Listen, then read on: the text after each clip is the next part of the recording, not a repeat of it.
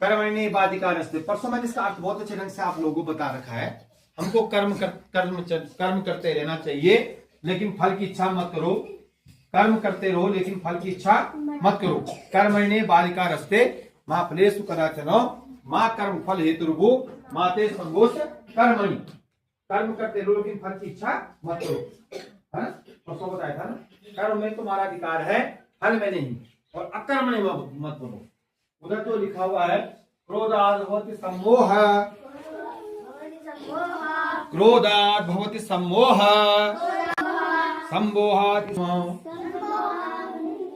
सम्मोहात् स्मृति विभ्रम, स्मृति भ्रंशात् बुद्धिनाशो, बुद्धिनाशात् प्रणश्यति। अब लाई से बोल रहे हैं, क्रोधात् भवति सम्मोह, सम्मोहात् स्मृति विभ्रम, स्मृति भ्रंशात् बुद्धिनाशो,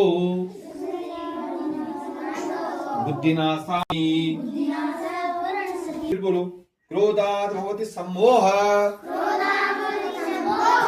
सम्मोहात् स्मृति विभ्रम, स्मृति भ्रंशात् बुद्धिनाशो, स्मृति भ्रंशात् बुद्धिनाशो,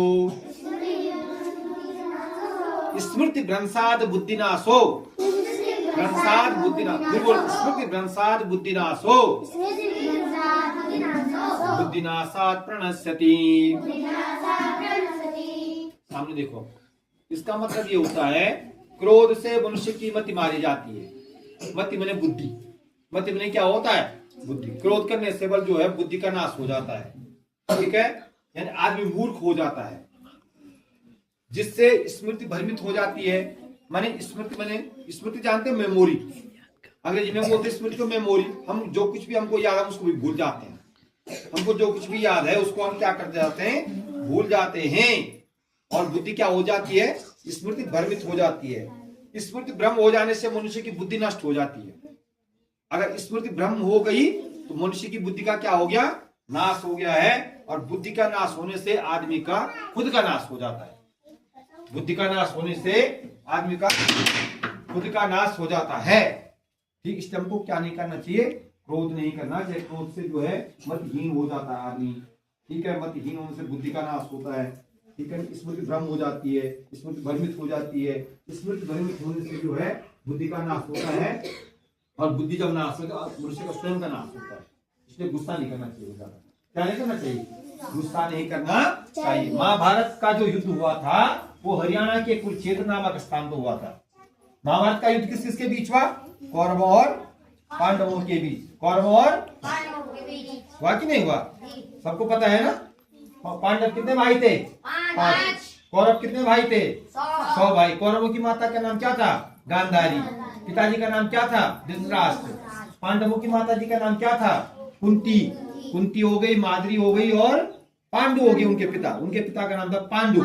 माद्री के 2 पुत्र हुए हैं, नकुल और सहदेव। कुंती के 3 पुत्र हुए हैं, युधिष्ठिर, भीम और अर्जुन। युधिष्ठिर, भीम और अर्जुन।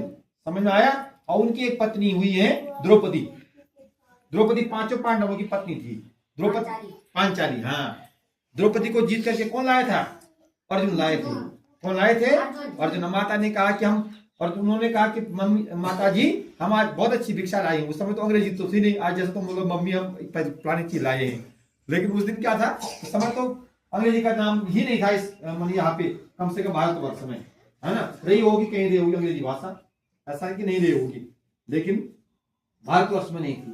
तो उन्होंने कहा माता जी हम आज एक अनमोल भिक्षा लाए हैं। माता जी ने कहा कि सभी मिल करके खा लो, सभी बांट लो।